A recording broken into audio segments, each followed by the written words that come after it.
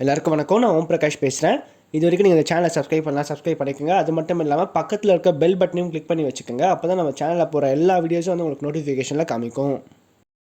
இந்த வீடியோ நம்ம என்ன பார்க்க போறோம் அப்படின்னா, சிம்ம ராசியில பிறந்தவங்களுக்கு 2024ஆம் ஆண்டு அக்டோபர் மாத ராசி பலன்களை பற்றி நம்ம தெளிவாக பார்க்க போறோம். இந்த அக்டோபர் மாதம் என்னென்ன மாற்றங்களை கொடுக்க போது, என்னென்ன புது புது விஷயங்களுக்கு காத்துட்டு இருக்குன்னு சொல்லிட்டு தெளிவாக பார்க்கலாம் வாங்க. சிம்ம ராசி சிம்ம ராசி அதிபதி யாருன்னு பார்த்தீங்கன்னா சூரியன். சிம்ம ராசி கால புருஷனுக்கு 5வது ராசியா வருதுங்க. நட்சத்திரங்களை பொறுத்த வரைக்கும் சிம்ம ராசியில மகம் 4 நட்சத்திர பாதங்களையும், பூரம் 4 நட்சத்திர பாதங்களையும், உத்திரம் முதல் நட்சத்திர பாதத்தையும் கொண்டுள்ள ஒரு ராசி தாங்க இந்த சிம்ம ராசி. சிம்ம ராசியை பொறுத்த வரைக்கும் இந்த காலகட்டம் எப்படி இருக்கும்? அதாவது இந்த மாசிய முதல் பகுதியில ராசிக்கு 2ஆம் இடமான குடும்பஸ்தானத்துல சூரியனும் புதனும் சேர்ந்திருக்காங்க, குருவுடைய பார்வையில் இருக்காங்க. 2வது பகுதியில சூரியன் வந்து ராசிக்கு 3ஆம் இடத்துல போய் நீச்ச பலத்தை பெற போகிறார், வலு இழக்கிறார் அப்படின்னு சொல்லலாம்.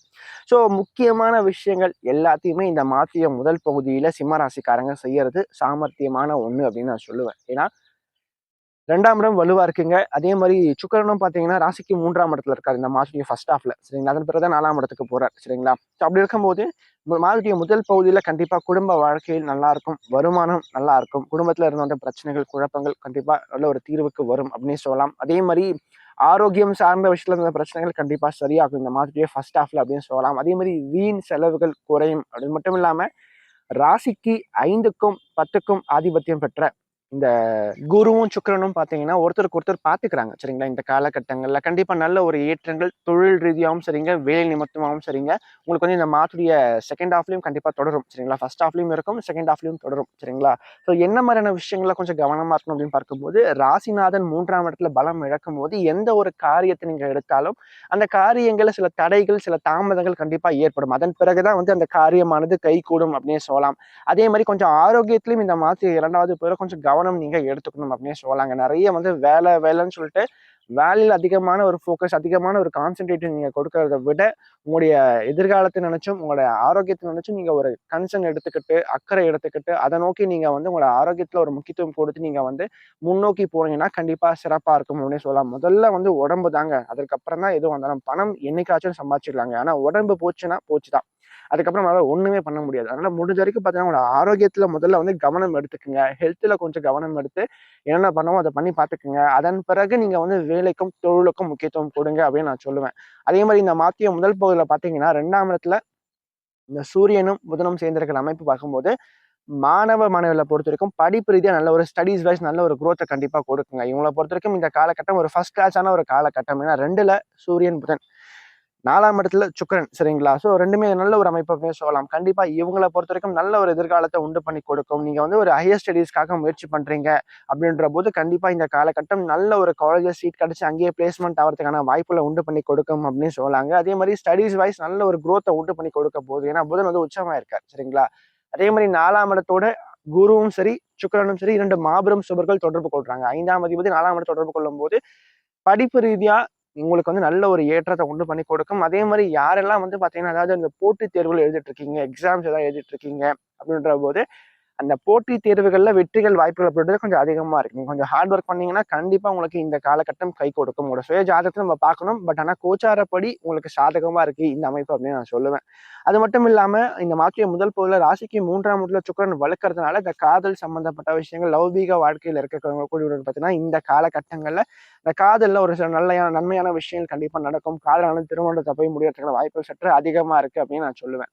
அது மட்டும் இல்லாம இந்த மாதத்துடைய செகண்ட் ஹால்ஃப்ல 12ஆம் இடத்துல செவ்வாய் வந்து நீச்சமாகறதுனால கொஞ்சம் வீண் செலவுகள், வீண் பண விரயங்கள், தந்தை சம்பந்தப்பட்ட வழியில, தந்தை சார்ந்த உறவுகள் வழியில கொஞ்சம் தேவையற்ற கருத்து வேறுபாடுகள் ஏற்படுறது, தந்தைக்கும் உங்களுக்கும் இடையே அந்த ஒரு ஒற்றுமை அப்படின்ற விஷயம் கொஞ்சம் குறையறது, தந்தை சார்ந்த வழியில செலவுகள் ஏற்படுறது, மருத்துவ செலவுகள் ஏற்படுறது. ஸோ இந்த மாதிரியான விஷயங்கள்லாம் கொஞ்சம் இருக்கு. ஏன்னா செவ்வாய் வந்து நீச்சமாகிறார். ஆல்மோஸ்ட் இந்த அக்டோபர் மாதம் முழுக்கவே வந்து அந்த அக்டோபர் மாதம் செகண்ட் ஹால்ஃப் முழுக்கவே பார்த்தீங்கன்னா, அவர் வந்து நீச்சமா தான் இருப்பார். சரிங்களா?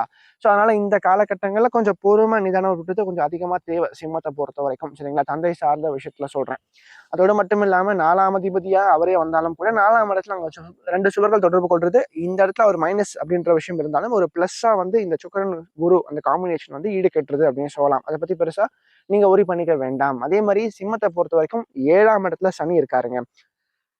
கண்டக சனி அப்படின்னு சொல்லுவோம். எப்பவுமே சனி வந்து 7ஆம் இடத்துக்கு வர்றது அந்த கண்டக சனி அப்படின்னு சொல்லுவோம். 7ஆம் இடத்துக்கு சனி வந்தாவே வாழ்க்கை துணையார் வழியில கொஞ்சம் சாதகமற்ற விஷயங்கள உண்டு பண்ணுவார். வாழ்க்கை துணையாருக்கு உங்களுக்கும் இடையே ஒரு கருத்து வேறுபாடுகள உண்டு பண்றது, சின்ன சின்ன சண்டைகள், சின்ன சின்ன பிரச்சனைகள உண்டு பண்ணி கொடுக்கிறது, ஒரு ஒற்றுமை அப்படின்ற விஷயத்த கொஞ்சம் குறைக்கிறது. அதே மாரி கணவனுக்கோ அல்லது மனைவிக்கோ ஏதோ ஒரு தூர தேசங்கள்லயோ, அதுவும் வெளியூர்லயோ வந்து வேலை கிடைச்சு அங்க டிரான்ஸ்ஃபர் ஆகி அங்க பிரிஞ்சு இருக்கிறது, தொழில் ரீதியா, வேலை ரீதியா பிரிஞ்சு இருக்கிறது. ஸோ இந்த மாதிரியான விஷயங்கள்லாம் சனி வந்து கொடுக்கும். சரிங்களா? அதுதான் வந்து கண்டக சனி. மேலும் வந்து பார்த்தீங்கன்னா, நான் சிம்ம ராசிக்காரங்க நெறைய பேர் என்கிட்ட கேட்டிருந்த கேள்வி என்னன்னா, அடுத்த வருஷம் அஷ்டம சனி ஆரம்பிக்க போகுது சார். இந்த அஷ்டம சனி எந்த அளவுக்கு பாதிப்புகள கொடுக்கும்னு சொல்லிட்டு நெறைய பேர் கேட்டிருந்தீங்க. நான் தனியா ஒரு வீடியோவும் போடுறேன். பட் இந்த ஒரு பதிவுல ஒரு சின்னதா ஒரு ஒரு ஒரு நிமிஷம் நான் சொல்லி முடிச்சுர்றேன். எப்பவுமே அஷ்டம சனி ஆரம்பிக்கும்போது என்ன ஆகும்னா, சனி வந்து தன்னுடைய 3ஆம் பார்வையால் ராசிக்கு 10ஆம் இடத்தையும், 7ஆம் பார்வையால் ராசிக்கு 2ஆம் இடமான குடும்பஸ்தானத்தையும், தன்னுடைய 10ஆம் பார்வையால் ராசிக்கு 5ஆம் இடத்தையும் பார்ப்பார். சரிங்களா? அப்ப 10ஆம் இடம்ன்றது தொழில், வேலை அமைப்புகள குறிக்கின்ற இடம். சரிங்களா? அந்த இடத்த சனி பகவான் பார்க்கும்போது என்ன பண்ணுவார்ன்னா, தொழில்லயும், வேலையிலயும் பிரச்சனைய குடுப்பார். அது அஷ்டம சனி ஆரம்பிச்ச உடனே சிம்ம ராசிக்காரங்க வேலை ஜாப் சேஞ்ச் பண்றத முடிஞ்ச வரைக்கும் குறைச்சுக்கங்க. இருக்கிற வேலையில அப்படியே ஒரு 2 1/2 வருஷத்துக்கு தக்க வச்சுக்கங்க அப்படின்னு நான் சொல்லுவேன். 2வது வந்து பார்த்தீங்கன்னா, குடும்பம் சார்ந்த வழியில நீங்க பார்க்கும்போது 2ஆம் இடத்த சனி பகவான் பார்க்கும்போது, குடும்பத்துல சின்ன சின்ன கருத்து வேறுபாடுகள், சண்டைகள் வர்றது, விட்டு குடுத்து போகின்ற தன்மைகள் குறைவாகிறது. அதே மாரி பார்த்தீங்கன்னா, இந்த ஹஸ்பண்ட் அண்ட் ஒய்ஃப்குள்ள கொஞ்சம் சண்டைகள் வந்து ஏற்படுறது. ஸோ இந்த மாதிரியான விஷயங்கள நெறைய கொடுப்பார். அது இல்லாம சிம்மத்த பொறுத்தவரைக்கும் அடுத்த வருஷம் ராசிக்குள்ளேயே ஆல்மோஸ்ட் கேது வந்துரும். சரிங்களா? கேது ராசிக்குள்ள வர்றது கொஞ்சம் சிறப்பு இல்ல தான். சரிங்களா? அப்போ கொஞ்சம் வந்து தனித்து விடப்படுவீங்க சிம்ம ராசிக்காரங்க. எல்லா சூழ்நிலை அதாவது சக மனிதர்களுடைய முகத்திரைகள் கிழிக்கப்படும். உங்க கூட இருக்கிறவங்க நண்பர்கள் யார், எதிரிகள் யார், துரோகிகள் யாருன்னு சொல்லிட்டு சனி வந்து அழகா படம் போட்டு காமிச்சிருவார். அதே மாரி 5ஆம் இடத்து சனி பகவான் பார்க்கும்போது நெறைய அதிர்ஷ்ட வாய்ப்புகள் கொஞ்சம் கை நழுவி போகும். பிள்ளைகள், குழந்தைகள் சார்ந்த வழியில கொஞ்சம் சாதகமற்ற விஷயங்கள கொடுக்கும். இதுதான் வந்து அஷ்டம சனி. ஸோ இந்த விஷயங்கள்ல நீங்க கொஞ்சம் பொறுமையா, நிதானமா நீங்க கையாண்டுட்டீங்க அப்படின்னா, கண்டிப்பா வாழ்க்கையில நீங்க அஷ்டம சனிய ஈஸியா கிராஸ் பண்ணி வந்துடலாங்க. இதுல வந்து என்னன்னா, பொறுமை அப்படின்றது கொஞ்சம் அதிகமா தேவை. விட்டு கொடுத்து போகின்ற தன்மை கொஞ்சம் அதிகமா தேவை. சகிப்புத்தன்மை கொஞ்சம் அதிகமா தேவை. அதுதான் முக்கியமான விஷயம். இத மட்டும் நீங்க இருந்துச்சுன்னா, கண்டிப்பா சிம்ம ராசிக்காரங்களுக்கு எந்த ஒரு பிரச்சனையும் அடுத்த ஒரு 2 1/2 வருஷத்துக்கு வராது. சரிங்களா? சரி அதுக்கப்புறம் வந்து பார்த்தீங்கன்னா, இந்த மாதத்துடைய 2வது பகுதியில குரு வந்து வக்ரம் ஆயிடுவார். குரு 10ஆம் இடத்துல வக்ரம் ஆகுறது சிறப்பு தான். வேலை ரீதியா, தொழில் ரீதியா ஓரளவுக்கு முன்னேற்றங்கள கொடுக்கும். ஏன்னா சுக்கிரனுடைய தொடர்பும் அங்க கிடைக்குது. 10ஆம் அதிபதி 10ஆம் இடத்த பார்க்கறது கண்டிப்பா தொழில் ரீதியா நல்ல ஒரு முன்னேற்றங்கள கொடுக்கும், ஒரு ஏற்றத்த கொடுக்கும். அதோடு மட்டும் இல்லாம வேலை தேடுறவங்களுக்கும் சரிங்க, வேலை இல்லாதவங்களுக்கும் சரிங்க, இந்த காலகட்டம் நல்ல ஒரு வேலை, நல்ல ஒரு உத்தியோகத்த உண்டு பண்ணி கொடுக்கும். அது மட்டும் இல்லாம, ராகு 8ஆம் இடத்துல இருக்காருங்க. 8ஆம் இடத்துல ராகு இருந்து வீடு கொடுத்தவன் 10ல உட்காரும்போது, சொந்த ஊர விட்டு வெளிநாடு போறது, வெளியூர் போயிட்டு அங்க போய் பிழைக்கிறதுக்காக முயற்சி பண்றது, வேலைக்காக முயற்சி பண்றது, விசா அப்ளை பண்றது. ஸோ இந்த ப்ராசஸ் எல்லாம் இப்ப நீங்க பண்ணலாம். தாராளமா நீங்க பண்ணலாம். கண்டிப்பா உங்களுக்கு இந்த காலகட்டம் கை கொடுக்கும். சிம்மத்த பொறுத்தவரைக்கும். இந்த மாரி வெளிநாடு, வெளியூர் சம்பந்தப்பட்ட பயணங்களுக்கு ஒரு சாதகமான ஒரு காலகட்டமா, ஒரு ஏற்றமான ஒரு காலகட்டமா இந்த காலகட்டம் கண்டிப்பா இருக்கும். சிம்மத்த பொறுத்தவரைக்கும். அதோடு மட்டும் இல்லாம செகண்ட் ஹாஃப்ல ராசிக்கு 4ஆம் இடத்துக்கு சுக்கிரன் வரும்போது கொஞ்சம் வண்டி வாகன வசதிகளை கண்டிப்பா அமைச்சு கொடுப்பார். ஏன்னா சுக்கிரன் 4ஆம் இடத்துக்கு வரும்போது கண்டிப்பா நல்ல ஒரு ஏற்றத்தை உண்டு பண்ணி கொடுப்பார். ஆனா என்னன்னா 4 குடையன்னு சொல்லப்படக்கூடிய அந்த செவ்வாய் வந்து நீச்சமா இருக்கிறதுனால இந்த காலகட்டங்கள்ல கொஞ்சம் எல்லாமே டாக்குமெண்ட்ஸ்லாம் கரெக்டா இருக்கா செக் பண்ணிட்டு கொஞ்சம் வாங்குறது சிறப்பா இருக்கும் அப்படின்னு நான் சொல்லுவேன். அதே மாதிரி ஏற்கனவே சொன்ன மாதிரி ஸ்டடீஸை பொறுத்த வரைக்கும் நல்ல ஒரு காலகட்டம், நல்ல ஒரு பீக்கான ஒரு காலகட்டம் அப்படின்னு சொல்லுவேன். அதே மாதிரி 3ஆம் இடத்துல சூரியன் வந்து நீச்சம் ஆகிறதுனால கொஞ்சம் பொறுமை, நிதானத்தை நீங்க அதிகமா கடைபிடிச்சீங்க இந்த மாதத்தை பொறுத்த வரைக்கும் நான் சொல்றேன். சரிங்களா? பொறுமை, நிதானத்தை நீங்க அதிகமா கடைபிடிச்சீங்கன்னா, கண்டிப்பா உங்களால வாழ்க்கையில வெற்றி பெற முடியும். அதே மாரி கொஞ்சம் ஆரோக்கியத்துல கொஞ்சம் அக்கறை எடுத்துக்கங்க. சிம்ம ராசிக்காரங்க இந்த காலகட்டத்த பொறுத்தவரைக்கும். மேலும் முக்கியமான விஷயங்கள் எல்லாத்தையும் இந்த அக்டோபர் மாதம் 16ஆம் தேதிக்கு முன்னாடியே பண்றது சிறப்பு. அதுக்கப்புறம் புதன் வந்து இந்த சூரியன் வந்து நீச்சம் ஆயிடுவாருங்க. புதனும் பார்த்தீங்கன்னா ராசிக்கு 3ஆம் இடத்துக்கு வந்துருவார். சரிங்களா? ஸோ அப்போ இத மட்டும் நீங்க தெளிவா தெரிஞ்சுக்கிட்டீங்கன்னா, சிம்ம ராசிக்காரங்க இந்த காலகட்டத்த ஈஸியா நீங்க ஓவர் கம் பண்ணி வர முடியும். அதே மாரி கண்டக சனி இருக்கிறதுனால கொஞ்சம் வந்து அந்த திருமணம் சார்ந்த வகையிலயும் கொஞ்சம் வாழ்க்கை துணையார்கிட்டயும் கொஞ்சம் விட்டு குடுத்து போயிட்டீங்கன்னா, வாழ்க்கை சிறப்பா இருக்குங்க. அதுக்கடுத்து சந்திராஷ்டமத்துல பொறுத்தவரைக்கும் அக்டோபர் மாதம் 15ஆம் தேதி மாலை 4:40 மணி முதல் அக்டோபர் மாதம் 17ஆம் தேதி மாலை 4:20 வரைக்கும் சந்திராஷ்டமம் இருக்கு. இந்த காலகட்டங்கள்ல சந்திரன் வந்து உங்க ராசிக்கு 8ஆம் இடத்துல போய் மறைவார். சரிங்களா? 8ஆம் இடத்துல சந்திரன் மறையும்போது என்ன ஆகும்னா, ஏற்கனவே 8ஆம் இடத்துல ராகு வேற இருக்கார். சரிங்களா? சிம்மத்த பொறுத்தவரைக்கும் அந்த ராகுவோட சந்திரன் சேரும்போது மனக்குழப்பங்கள் அப்படின்றது கொஞ்சம் இன்னும் அதிகமாகும்.